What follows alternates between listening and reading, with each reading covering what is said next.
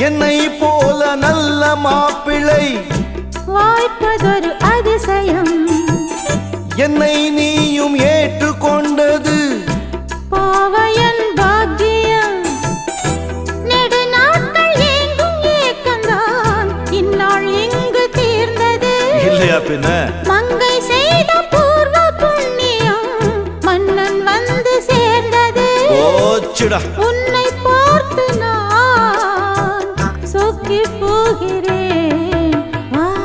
கட்டபொம்மன் பேரா கட்டிக்கொள்ளு ஜோரா. அடிக்குது குளிரு என்னை மடக்குது தளிரு. முல்லை பூங்கொடி கொம்பை தேடுது கொம்பை போல என்